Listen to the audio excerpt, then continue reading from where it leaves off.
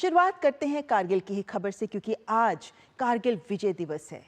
25 वर्ष पूर्व हमारे वीर जवानों ने हिमालय की दुर्गम पहाड़ियों में पराक्रम की पराकाष्ठा का परिचय देते हुए पाकिस्तान की सेना को घुटने टेकने पर मजबूर कर दिया था और कारगिल में पुनः तिरंगा लहराकर देश को गौरवान्वित किया। आज प्रधानमंत्री ने द्रास में बने कारगिल युद्ध स्मारक पर जाकर समस्त देशवासियों की ओर से वीर बलिदानियों को नमन किया और इस अवसर पर अग्निवीर योजना को लेकर विपक्ष पर निशाना साधा और साथ ही पाकिस्तान को भी आतंक को शह देने के लिए कड़ी चेतावनी दी।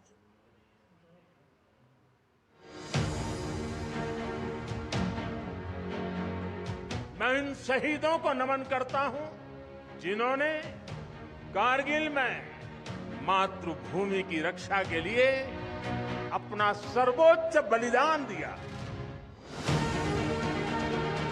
राष्ट्र के लिए दिए गए बलिदान अमर होते हैं। ये देश हमारी सेना के पराक्रमी महानायकों का सदा सर्वदा ऋणी है। कारगिल की विजय ये किसी सरकार की विजय नहीं थी। कारगिल की विजय ये किसी दल का विजय नहीं था। ये विजय देश की थी। मेरे लिए दल नहीं, देश सर्वोपरि है। हम राजनीति के लिए नहीं, राष्ट्र नीति के लिए काम करते हैं।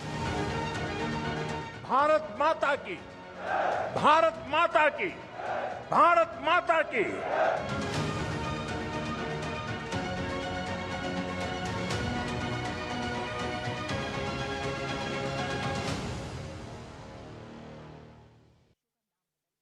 कारगिल विजय दिवस के 25 साल पूरे होने पर देश के महान सपूतों वीर जवानों को प्रधानमंत्री ने कृतज्ञ 140 करोड़ भारतीयों की ओर से नमन किया। द्रास में बने कारगिल युद्ध स्मारक पर तीनों सेना के अध्यक्ष, चीफ ऑफ डिफेंस स्टाफ सहित पूर्व सेनाध्यक्ष ने भी अमर बलिदानियों के शौर्य को याद किया। साल 1999 में पाकिस्तानी सेना घुसपैठियों के वेश में भारतीय सीमा में दबे पांव द्रास, बटालिक, कारगिल, तुर्तुक की पहाड़ियों में जा छिप बैठी थी। मई में जब पता चला तो भारतीय सेना ने शुरू किया ऑपरेशन विजय और 26 जुलाई को पूरे क्षेत्र से दुश्मनों को पराक्रमी जवानों ने खदेड़ बाहर किया। विजय के 25 वर्ष पूरे होने पर प्रधानमंत्री ने पाकिस्तान को स्पष्ट रूप से आतंकी गतिविधियों से दूर रहने की हिदायत दी। पाकिस्तान ने अपने इतिहास से कुछ नहीं सीखा है। वो आतंकवाद के सहारे, प्रॉक्सी वॉर के सहारे अपने आप को प्रासंगिक बनाए रखने का प्रयास कर रहा है। लेकिन आज जब मैं उस जगह से बोल रहा हूं जहां आतंक के आकाओं को मेरी आवाज सीधे सुनाई पड़ रही है,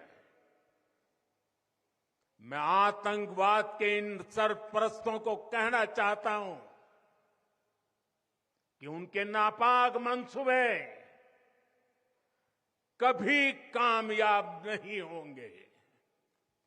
प्रधानमंत्री ने विपक्षी दलों को भी आईना दिखाया। उन्होंने कहा कि भारतीय सेना 140 करोड़ नागरिकों की सुरक्षा, शांति और समृद्धि के लिए है। वैश्विक परिस्थितियों के मुताबिक सुधार जरूरी है। अग्निपथ जैसी योजना लागू करने के पीछे असली मकसद राष्ट्र की सुरक्षा है, लेकिन दुर्भाग्य कि विपक्षी दल देश को गुमराह कर रहा है। ऐसा भ्रम फैला रहे हैं कि सरकार पेंशन के पैसे बचाने के लिए ये योजना लेकर आई है। मैं जरा ऐसे लोगों की सोच से शर्म आती है, लेकिन मैं ऐसे लोगों से पूछना चाहता हूं, जरा कोई मुझे बताए, आज मोदी के शासनकाल में जो भर्ती होगा क्या आज ही उसको पेंशन देना है क्या? उसको पेंशन देने की नौबत 30 साल के बाद आएगी और तब तो मोदी 105 साल का हुआ होगा और तब न भी मोदी की सरकार होगी। क्या मोदी जब 105 साल का होगा, 30 साल के बाद जो पेंशन बचेगा उसके लिए मोदी ऐसा राजनीतिक है जो आज गाली खाएगा? क्या तर्क दे रहे हैं? लेकिन साथियों, मेरे लिए दल नहीं, देश सर्वोपरि है। सीमावर्ती क्षेत्रों के विकास और इंफ्रा को बढ़ावा देते हुए प्रधानमंत्री ने निम्बू पद्म दारचा रोड पर बनने वाली 4.1 किलोमीटर लंबी शिनखुन ला सुरंग के निर्माण कार्य का उद्घाटन किया। ये दुनिया की सबसे ऊंची सुरंग में से एक होगी। साथ ही मनाली और लेह के बीच आवाजाही को सुगम बनाएगी। द्रास से विशाल बैरिस्टो के साथ ब्यूरो रिपोर्ट, डीडी न्यूज।